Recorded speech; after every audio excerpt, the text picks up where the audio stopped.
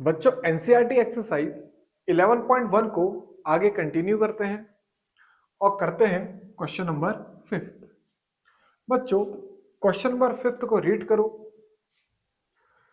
In a circle of radius 21 centimetre an arc subtends an angle of 60 degree at the centre.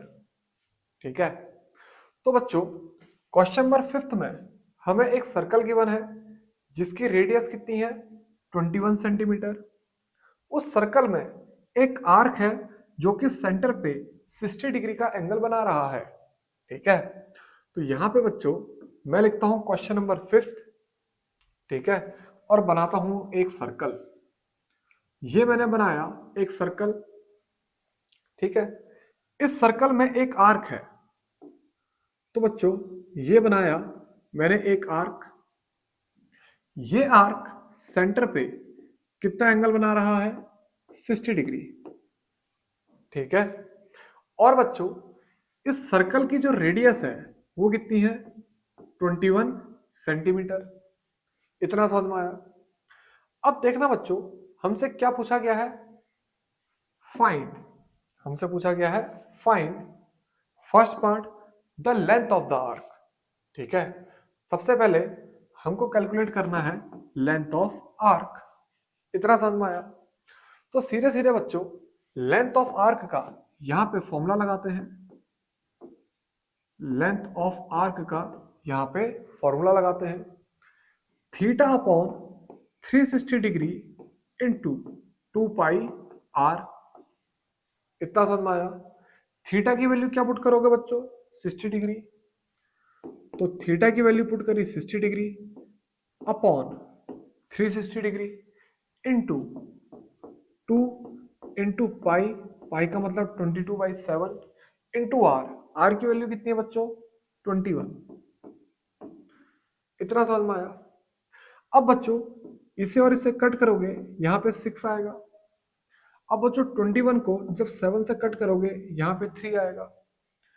3 into 2 कितना होता है 6, यानी कि 3 2 और ये 6 आपस में कैंसिल हो जाएगा, यानी कि हमारा आंसर आएगा बच्चों 22 सेंटीमीटर। इतना समझ में आया। इसका मतलब बच्चों जो लेंथ ऑफ आर्क आएगी, लेंथ ऑफ आर्क आएगी वो कितनी आएगी 22 सेंटीमीटर। इतना समझ में आया। इतना समझ में आया।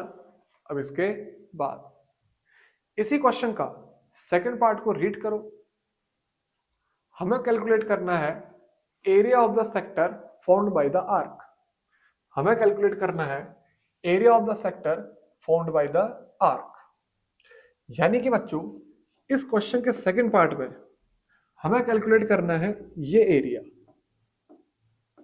इस सेक्टर का एरिया। इतना समझ में आया। हमें कैलकुलेट करना है area of sector part second. बच्चों हम सीधे सीधे एरिया ऑफ सेक्टर का फॉर्मूला लगाएंगे, यानी कि theta upon 360 degree into pi R square. इतना समझ में आया। थीटा की वैल्यू क्या पुट करोगे बच्चों 60 डिग्री अपॉन 360 डिग्री। ठीक है, थीटा की वैल्यू क्या पुट करी 60 डिग्री अपॉन 360 डिग्री, ऐसे ही इंटू पाई आर स्क्वायर, यानी कि 22/7 इंटू 21 इंटू 21। पाई की वैल्यू पुट करी और आर की वैल्यू पुट करी। इतना समझ में आया। ये कितने टाइम्स आएगा बच्चों 6 टाइम्स। फिर बच्चों ये कितने टाइम्स आएगा 3 टाइम्स। इतना समझ में आया। फिर बच्चों 3 से 6 को कट करना कितने टाइम्स आएगा 2 टाइम्स। फिर बच्चों 2 से 22 को कट करना कितने टाइम्स आएगा 11 टाइम्स।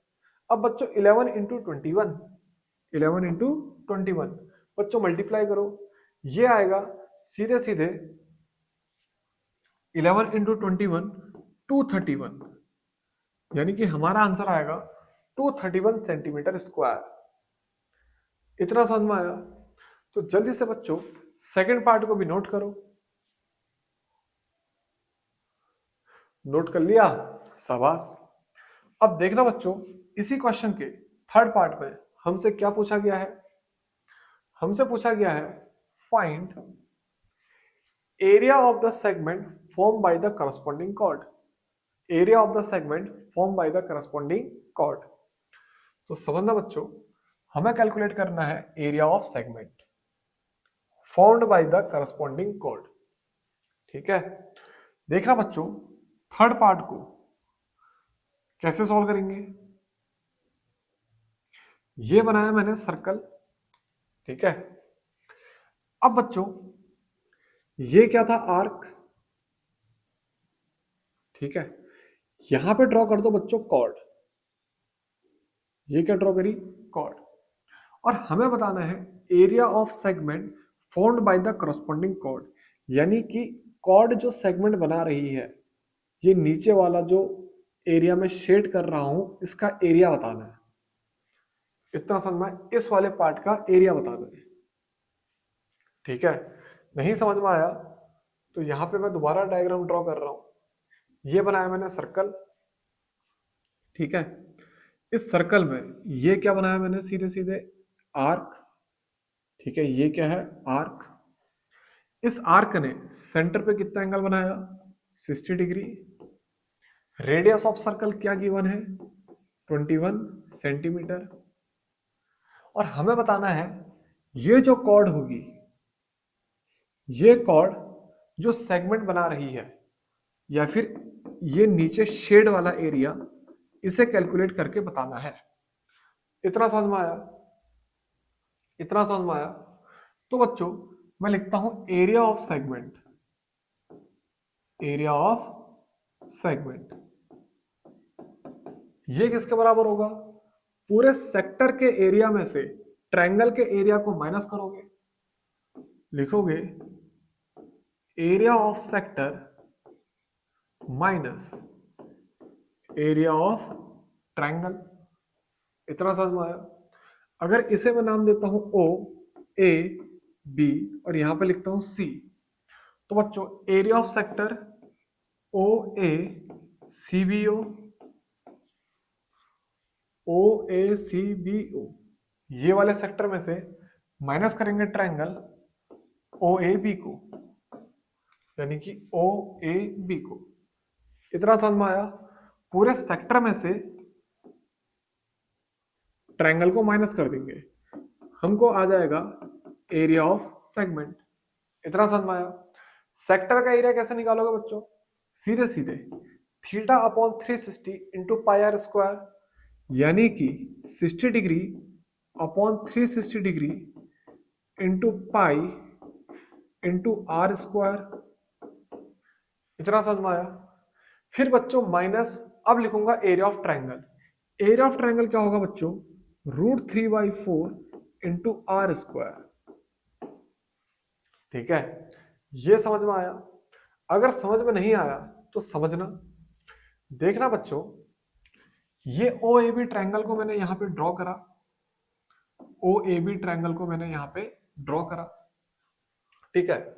ये पॉइंट लिया ओ, ये पॉइंट लिया ए, ये पॉइंट लिया बी। ये जो एंगल है वो कितना है, 60 डिग्री, ठीक है। ये ट्रायंगल को मैंने वहां पे ड्रॉ करा और ये एंगल कितना है, 60 डिग्री। ओ ए क्या है, रेडियस ऑफ सर्कल, यानी कि 21 सेंटीमीटर। ओबी भी क्या है, रेडियस ऑफ सर्कल, यानी कि 21 सेंटीमीटर। इतना समझ में आया। अब ये साइड और ये साइड अगर सेम है तो ये एंगल और ये एंगल भी सेम होंगे, और दोनों एंगल को मैंने क्या लेट कर लिया, एक्स। ये साइड और ये साइड अगर सेम है तो ये एंगल और ये एंगल भी सेम होंगे, और दोनों एंगलों को मैंने क्या लेट कर लिया, एक्स। इतना समझ में आया। अब ट्रायंगल के तीनों एंगलों का सम कितना होता है, 180 डिग्री। समझ में आया। यानी कि x प्लस 60 डिग्री, मैंने क्या लिखा, नाउ x प्लस 60 डिग्री ये किसके बराबर होगा, 180 डिग्री के। तो मैं क्या लिखूंगा, 2x प्लस 60 डिग्री ये किसके बराबर होगा, 180 डिग्री के। यानी कि 2x की वैल्यू 180 डिग्री माइनस 60 डिग्री, या फिर 120 डिग्री। तो यानी कि x की वैल्यू कितनी आ जाएगी, 60 डिग्री। इसका मतलब ये एंगल भी 60 डिग्री है और ये वाला एंगल भी 60 डिग्री है। ठीक है, इसका मतलब तीनों एंगल कितने हैं बच्चों? 60 डिग्री। इतना समझ में आया? तो इसका मतलब ये ट्रायंगल कौन सा ट्रायंगल बनेगा? इक्विलेटरल। और इक्विलेटरल ट्रायंगल का एरिया क्या होता है? √3/4 इंटू साइड का स्क्वायर। √3/4 इंटू साइड का स्क्वायर। √3/4 ऐसे लिखा, साइड का स्क्वायर का मतलब 21 इंटू 21। समझ में आया? तो यहां पे मैं लिख लेता हूं, therefore area of triangle √3/4 into side का स्क्वायर। ये ट्रायंगल हमने क्या प्रूफ कर लिया? सीधे सीधे इक्विलेटरल, यानी कि √3/4 इंटू साइड का स्क्वायर का मतलब 21 का स्क्वायर, क्योंकि अब सारी साइड कितनी होंगी? 21 सेंटीमीटर। इतना समझ में आया?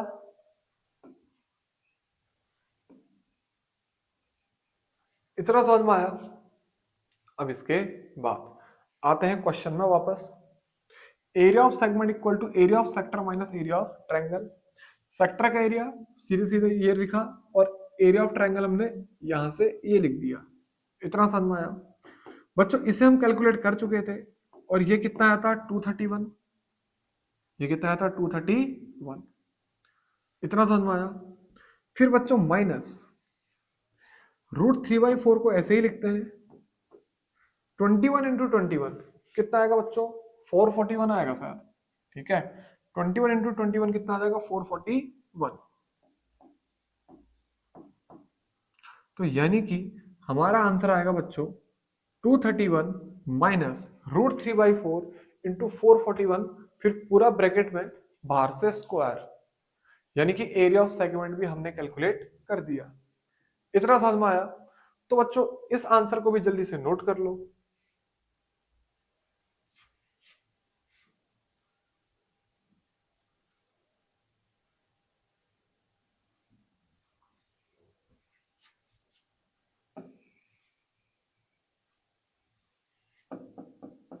थर्ड पार्ट कंप्लीट, जल्दी से नोट करो।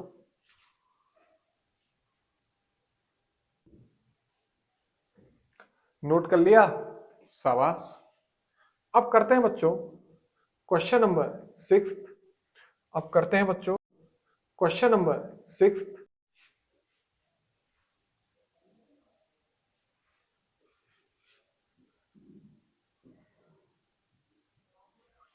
अब बात तो करते हैं क्वेश्चन नंबर 6। अब बच्चों करते हैं क्वेश्चन नंबर 6। बच्चों क्वेश्चन रीड करो। अ chord of a circle of radius 15 centimeter subtends an angle of 60 degree at the center। तो बच्चों क्वेश्चन को पढ़ के मैं एक सर्कल बनाता हूं। ठीक है, क्वेश्चन के अकॉर्डिंग मैं एक सर्कल बनाता हूं। इस सर्कल में एक कॉर्ड है, और ये कॉर्ड सेंटर पे कितना एंगल बना रही है? 60 डिग्री। इतना समझ में आया? हमसे बोला गया है find the areas of the corresponding minor and major segments of the circle. ठीक है, हमको बताना है area minor and major segments का, और बोला गया है पाई की वैल्यू कितनी है? 3.14 एंड √3 की वैल्यू 1.73।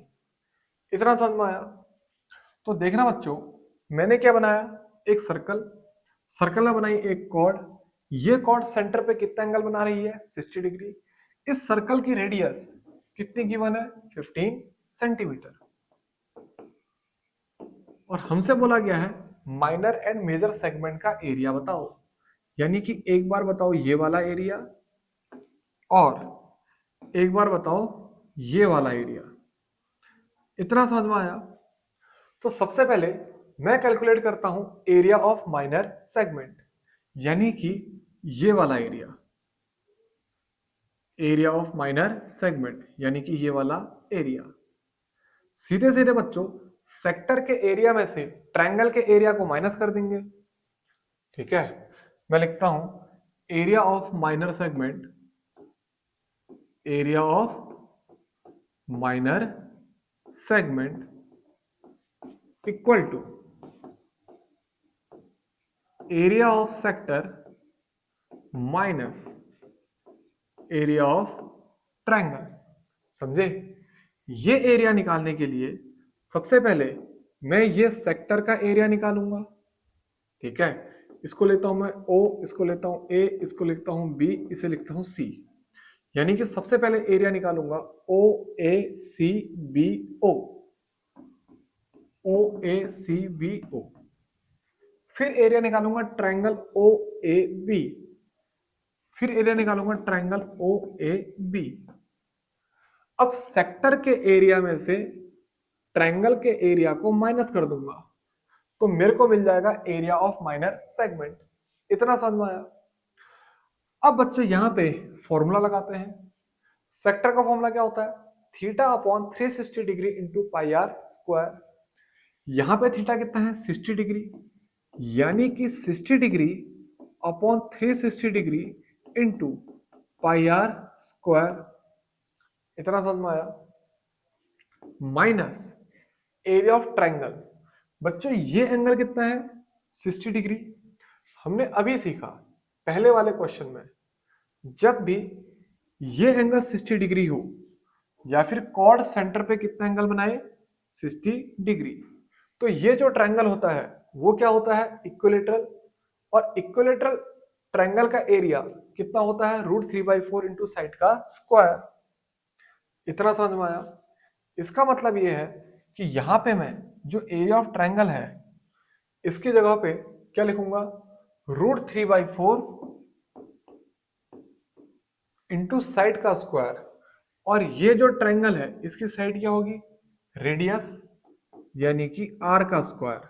समझे? मैंने एरिया ऑफ ट्रायंगल में सीधे सीधे फॉर्मूला किसका लगाया? एरिया ऑफ इक्विलेटरल ट्रायंगल का। इतना समझ में आया। अब बच्चों इसको यहां से कट करते हैं और लिखते हैं 1/6। पाई की वैल्यू क्वेश्चन में हमको बोली गई है 3.14 है, और √3 की वैल्यू क्या बोली गई थी? 1.73। इसका मतलब पाई की वैल्यू मेरे को यूज करनी पड़ेगी 3.14, ठीक है। आर स्क्वायर का मतलब 15 का स्क्वायर, माइनस √3 की वैल्यू क्या पुट करो बोला गया है? 1.73 अपॉन 4। फिर बच्चों आर स्क्वायर का मतलब 15 का स्क्वायर। इतना समझ में आया। पाई की वैल्यू 3.14, आर स्क्वायर का मतलब 15 का स्क्वायर, √3 की वैल्यू मतलब 1.73। इतना समझ में आया। इतना समझ में आया। अब इसके बाद जो जो चीज कॉमन ली जा सकती है उसे कॉमन ले लो। बच्चों 15 का स्क्वायर तो दोनों के पास है, तो 15 का स्क्वायर मैंने कॉमन ले लिया। अब बच्चों अपॉन में देखना, यहाँ पे 6 है, यहाँ पे 4 है, तो कॉमन क्या आएगा? 2। इतना समझ में आया। तो ब्रैकेट में क्या लिखोगे बच्चों? 3.14 अपॉन 3 माइनस बच्चों 1.73 अपॉन 2। समझ में आया।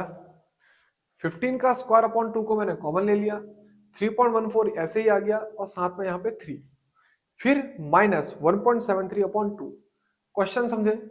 मेरा कहने का मतलब है कैलकुलेशन समझे, ठीक है। कैलकुलेशन समझे ना बच्चों। अब इसके बाद एक्चुअली इस क्वेश्चन में पता है मेन चीज क्या है? कैलकुलेशन। देखो यहां पे हमें पाई की वैल्यू 3.14 गिवन है और √3 की वैल्यू 1.73 गिवन है। तो √3 की वैल्यू अगर हमको गिवन होगी क्वेश्चन में 1.73, तो मेरे को लास्ट में जो आंसर देना है वो डेसिमल में देना है। मेरे को लास्ट में जो आंसर देना है वो किस में देना है? डेसिमल में। इसके पहले वाले क्वेश्चन में देखना, मैंने जब ये एरिया निकाला था आंसर को √3 में ही छोड़ दिया था, क्योंकि क्वेश्चन में √3 की वैल्यू गिवन नहीं थी। अब इस क्वेश्चन में अगर √3 की वैल्यू गिवन है, ठीक है, तो हमको इसका आंसर डेसिमल में देना पड़ेगा। इतना समझ में आया। तो इस क्वेश्चन में जो मेन चीज है वो सिर्फ क्या है? कैलकुलेशन। अब बच्चों 15 के स्क्वायर को क्या लिखा जाएगा? 225 अपॉन में क्या लिखूंगा? 2। यहां पर को बच्चों एलसीएम ले लेना। जब एलसीएम लोगे तो एलसीएम कितना आएगा? 6। इतना समझ में आया। 3.14 को किससे मल्टीप्लाई करोगे? 2 से। 3.14 को किससे मल्टीप्लाई करोगे? 2 से। तो ये कितना आएगा? 6.28। फिर माइनस 1.73 को किससे मल्टीप्लाई करोगे? 3 से। तो ये कितना आएगा बच्चों? 915, यानी कि 5.19। समझे? मैंने यहाँ पे एलसीएम ले लिया, 3.14 को पहले 2 से मल्टीप्लाई करा और 1.73 को 3 से मल्टीप्लाई करा, इतना समझ में आया, और अपॉन में 6, इतना समझ में आया। अब बच्चों 225 को तो ऐसे ही लिखो, अपॉन में 2 को भी ऐसे ही लिखो, ये अपॉन में 6, इसे माइनस करो। बच्चों जब माइनस करोगे तो ये आएगा लगभग 1.09, इतना समझ में आया। अब एक बात बताना बच्चों, मैं इसे लिखता हूं 225 इंटू 1.09 अपॉन 6 2 जा 12, इतना समझ में आया। क्या मैं यहां से पॉइंट को हटा के नीचे 2 जीरो बढ़ा सकता हूं? बिल्कुल बढ़ा सकता हूं। अब एक बात आना, 12 9 जा कितना होता है? 108। 12 9 जा कितना होता है बच्चों? 108। और यहाँ पे क्या है? 109। तो बच्चों मैं कैलकुलेशन को आसान बनाने के लिए सीधे सीधे इसे 9 टाइम्स कट कर देता हूं, इतना समझ में आया। अब 225 को बच्चों 9 से मल्टीप्लाई करो और 100 से डिवाइड करो, तुम्हारा आंसर आ गया। लेकिन वो अप्रोक्स आंसर आएगा, ठीक है, क्योंकि 12 9 जा कितना होता है? 108, और यहाँ पे क्या था? 109। मैंने सीधे सीधे उसे 9 टाइम्स ही कट कर दिया, वैसे 9 पॉइंट समथिंग आएगा आंसर, ठीक है। इसको जब मैं कट करूंगा 9 पॉइंट समथिंग आएगा, मैंने राउंड ऑफ करके सीधे 9 ले लिया। तो यानी कि 225 इंटू 9 अपॉन 100, तो कितना आएगा बच्चों? 225 इंटू 9 सीधे सीधे कितना आ जाएगा? 2025 अपॉन 100, यानी कि अप्रोक्स वैल्यू कितनी आएगी? 20.25 सेंटीमीटर स्क्वायर, इतना समझ में आया, इतना समझ में आया। यानी कि area of minor segment, area of minor segment ये कितना आएगा बच्चों? ये आएगा 20.25 सेंटीमीटर स्क्वायर, इतना समझ में आया, इतना समझ में आया। जल्दी से बच्चों क्वेश्चन को नोट करो। अब इसी क्वेश्चन में हमसे आगे क्या कहा गया है? हमसे कहा गया है एरिया ऑफ मेजर सेगमेंट भी बताओ, एरिया ऑफ मेजर सेगमेंट भी बताओ।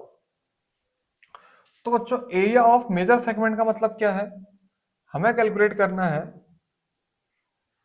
ये वाला एरिया, ये। अब ये एरिया कैसे निकलेगा?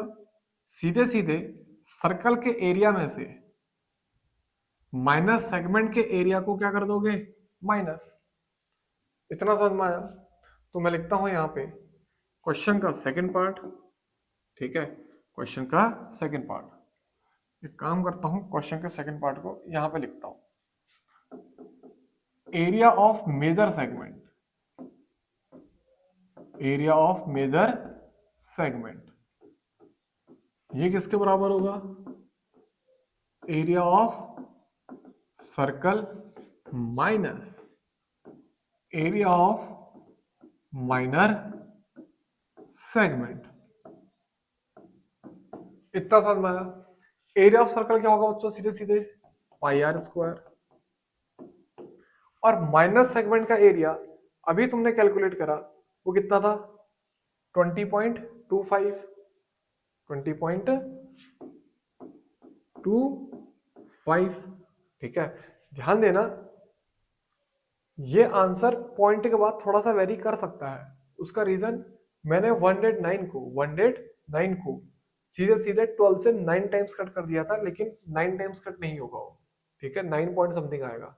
मैंने बस कैलकुलेशन आसान करने के लिए उसको राउंड ऑफ कर दिया, इतना समझ में आया। अब बच्चों पाई की वैल्यू क्या लोगे? 3.14, इतना समझ में आया। आर स्क्वायर का मतलब 15 का स्क्वायर, फिर -20.25, ठीक है। सर्कल के एरिया से सेगमेंट के एरिया, मेरा कहने का मतलब है सर्कल के एरिया से माइनस सेगमेंट के एरिया को माइनस करा। अब बच्चों इसे 3.14 ही लिखो, इनटू 15 का स्क्वायर कितना होगा बच्चों? 225 माइनस 20.25, इतना समझ में आया। अब बच्चों जल्दी से कैलकुलेट करो, देखता हूं किसकी कैलकुलेशन तेज है।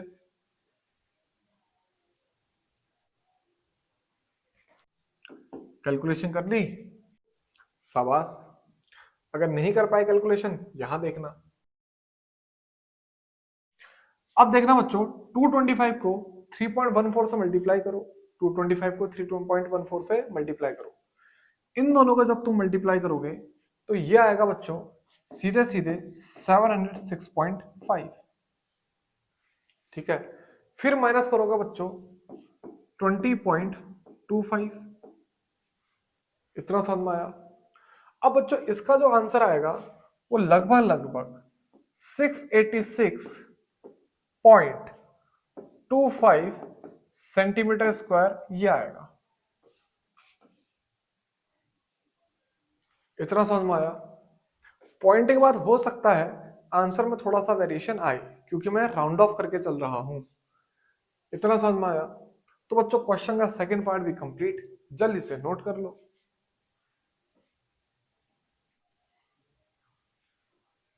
नोट कर लिया? अब करते हैं बच्चों क्वेश्चन नंबर 7। बच्चों क्वेश्चन नंबर 7 को रीड करो। हमसे क्या पूछा गया है? हमसे बोला गया है अ chord of a circle of radius 12 centimeter subtends an angle of 120 degree at the center, find the area of the corresponding segment of the circle। और हमको बोला गया है पाई की वैल्यू 3.14 यूज करना, √3 की वैल्यू 1.73 यूज करना। ठीक है, तो मैं क्या करता हूं बच्चों, सबसे पहले एक सर्कल बनाता हूं। ठीक है, इस सर्कल में बच्चों एक कॉर्ड सेंटर पे कितना एंगल बना रही है? 120 डिग्री। तो ये मैंने कॉर्ड बनाया, ये कॉर्ड सेंटर पे कितना एंगल बना रही है? 120 डिग्री। इस सर्कल की रेडियस कितनी है? 12 सेंटीमीटर। इस सर्कल की रेडियस कितनी है? 12 सेंटीमीटर। और हमको कैलकुलेट करना है area of the corresponding segment of the circle, यानी कि ये एरिया माइनस सेगमेंट का एरिया कैलकुलेट करना है। कौन सा एरिया कैलकुलेट करना है? माइनर सेगमेंट का। इतना समझ में आया? इतना समझ में आया? हमें कैलकुलेट करना है एरिया ऑफ माइनर सेगमेंट का। अब इसके बाद इतना समझ में आया? ये सर्कल है, ये एक कॉर्ड थी। ठीक है, कॉर्ड ने सेंटर पे कितने का एंगल बनाया था? 120 डिग्री का। रेडियस ऑफ सर्कल कितनी है? 12 सेंटीमीटर। हमें बताना है करस्पॉन्डिंग सेगमेंट का एरिया या फिर इस माइनर सेगमेंट का एरिया। इतना समझ में आया? सीधे सीधे बच्चों लॉजिक तो वही लगेगा जो इससे पहले क्वेश्चनों में लग चुका है, यानी कि area of sector minus area of triangle. समझना, एरिया ऑफ माइनर सेगमेंट ये किसके बराबर होगा? Area of sector minus area of triangle. इतना समझ में आया? जैसे ये ओ ए बी सी है, तो area of sector O A C B O A C B O, इसमें से इस ट्रायंगल को माइनस कर दो, यानी कि ट्रायंगल ओ ए बी के एरिया को माइनस कर दो। इतना समझ में आया? सबसे पहले बच्चों सेक्टर का एरिया लिखते हैं, यानी कि theta upon 360 degree into pi R square. बच्चों ध्यान देना, ये एंगल गिवन है 120 डिग्री और पाई की वैल्यू कितनी यूज करनी है? 3.14। यानी कि यहां पे भी हमको जो आंसर देना होगा वो डेसिमल फॉर्म में देना होगा।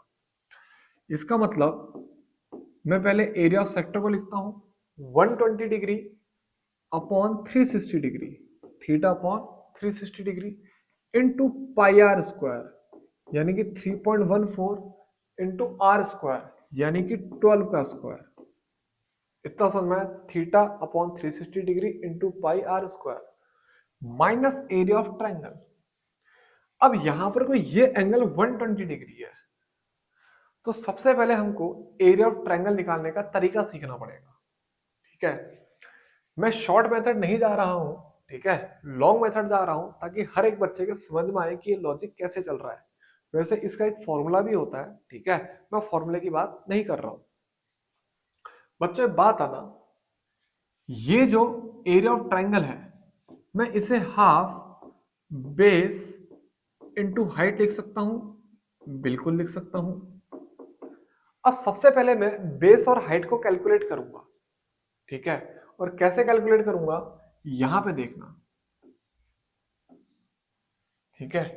यहां पे मैं बेस और हाइट को कैलकुलेट कर रहा हूं। बच्चों ये साइड कितनी है, 12 सेंटीमीटर। ये साइड भी कितनी है, 12 सेंटीमीटर। ठीक है, ये ट्रायंगल को मैंने यहां पे बनाया, यह है ओ, यह है ए, यह है बी। इतना समझ में आया। अब बच्चों इस ओ पॉइंट से, यानी कि सेंटर से, मैं इस ए बी कॉर्ड पे परपेंडिकुलर ड्रॉ करूंगा, ठीक है। क्लास 9th में हमने पढ़ा है, सेंटर से कॉर्ड पे जो भी परपेंडिकुलर ड्रॉ होता है वो उस कॉर्ड को बाइसेक्ट करता है, ठीक है। यानी कि अगर ये साइड बच्चों x है तो ये साइड भी क्या होगी, x। इतना समझ में आया। सेंटर से कॉर्ड पे जो भी परपेंडिकुलर ड्रॉ होता है वो कॉर्ड को बाइसेक्ट करता है। इतना समझ में आया। अब बच्चों मान लो ये जो परपेंडिकुलर है ये क्या है, y। ये जो परपेंडिकुलर है वो क्या है, y। अब एक बात आना बच्चों, ये पूरा एंगल अगर 120 डिग्री था तो ये एंगल कितना होगा, 60 डिग्री। इतना समझ में आया। पूरा एंगल तो 120 डिग्री है, तो आधा कितना होगा, 60 डिग्री। क्योंकि ये वाला ट्रायंगल और ये वाला ट्रायंगल भी क्या होंगे, कॉन्ग्रुएंट, ठीक है। तो इतना ध्यान रखना, अगर पूरा एंगल 120 डिग्री है तो आधा एंगल कितना होगा, 60 डिग्री। अब बच्चों सबसे पहले यहां पर को फॉर्मूला लिखो साइन 60 डिग्री का। साइन 60 डिग्री का according perpendicular upon hypotenuse, 60 degree के लिए परपेंडिकुलर क्या होगा बच्चों, इस ट्रायंगल में x अपॉन हाइपोटेनस क्या होगी, 12। इतना समझ में आया। साइन 60 डिग्री की वैल्यू √3/2 और ये कितना आएगा, x/12।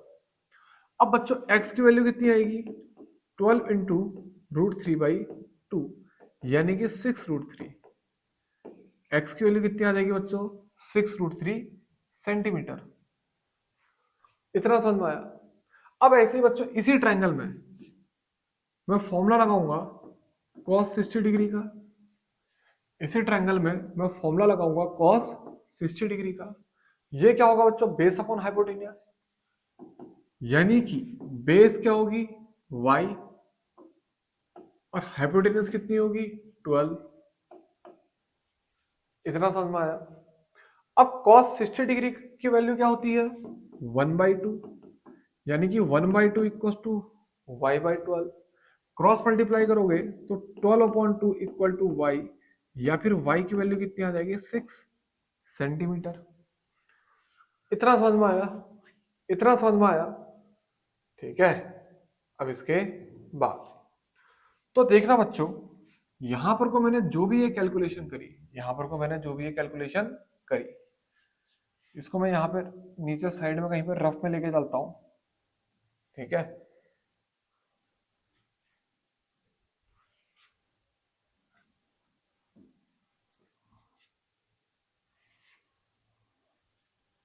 ये रहा, इतना समझ में आया। इसका मतलब बच्चों जो बेस होगा, जो बेस होगा, बेस क्या होगा, 2x, यानी कि 2 टाइम्स ऑफ 6√3 यानी कि 12√3 सेंटीमीटर। और जो हाइट होगी ट्रायंगल की, जो हाइट होगी वो कितनी होगी, सीधे सीधे 6 सेंटीमीटर। इतना समझ में आया। तो एरिया ऑफ ट्रायंगल है बच्चों, ये -1/2 को ऐसे ही लिखो, बेस की वैल्यू क्या पुट कर दो, 12√3 और हाइट की वैल्यू क्या रख दो, 6। नहीं आया समझ में, बेस की वैल्यू क्या रख दी बच्चों, 12√3 और हाइट की वैल्यू 6 इस ट्रायंगल में। इतना समझ में आया। हमने ना ये x निकाला, क्या निकाला, ये x। बेस तो बच्चों कितना है, 2x। इतना समझ में आया। और हाइट कितनी है, y। तो सीधे सीधे बच्चों यहां पे पुट कर दिया। अब हम कैलकुलेट करेंगे और हमारा आंसर आ जाएगा। एक बात आना बच्चों, ये कितने टाइम जाएगा, ये जाएगा 1/3, इतना समझ में आया। फिर बच्चों 3.14, अब बच्चों 12 का स्क्वायर कितना होता है 144, फिर -1/2 बेस इंटू हाइट। अब बच्चों √3 की वैल्यू कितनी यूज करनी है 1.73। क्वेश्चन में हमें क्या बोला गया है, √3 की वैल्यू कितनी यूज करो 1.73। तो बच्चों देखना इक्वल टू, मैं पहले काम करता हूं 144 को 3 से कट कर लेता हूं, तो यानी कि 3.14 तो ऐसे ही आएगा। ठीक है, 144 को 3 से कट कर लेते हैं। ठीक है, तो क्या आएगा बच्चों, ठीक है, तो देखना बच्चों ये कितना आएगा 3 4 जा 12, ये तो आएगा 3 4 जा 12, फिर कितना आएगा 2 4 यानी कितना आएगा 8, तो यानी कि ये आएगा बच्चों 48। 144 को 3 से कट कर लिया। अब बच्चों इस 12 को 2 से कट करो तो क्या लिखोगे -6, फिर बच्चों √3 ऐसे ही रहेगा, और उसके बाद बच्चों फिर से 6, इतना समझ में आया। ये क्या आएगा बच्चों 3.14 इंटू 48 -6 6 36, √3 की वैल्यू 1.73, इतना समझ में आया। 3.14 इंटू 48 -6 6 36 इंटू 1.73। अब बच्चों जो चीज कॉमन ले सकते हो उसे कॉमन ले लेना। यहां से क्या कॉमन आ सकता है, यहां से कॉमन आ सकता है 12, ये क्या होगा बच्चों 3.14 इंटू 4, समझ में आया, -3 इंटू 1.73। अब बच्चों इस कैलकुलेशन को खुद से करो, तुम्हारा आंसर आ जाएगा। इस कैलकुलेशन को खुद से करो, तुम्हारा आंसर आ जाएगा। तो यहां पे बच्चों क्वेश्चन नंबर 7 भी कंप्लीट, जल्दी से नोट कर लो।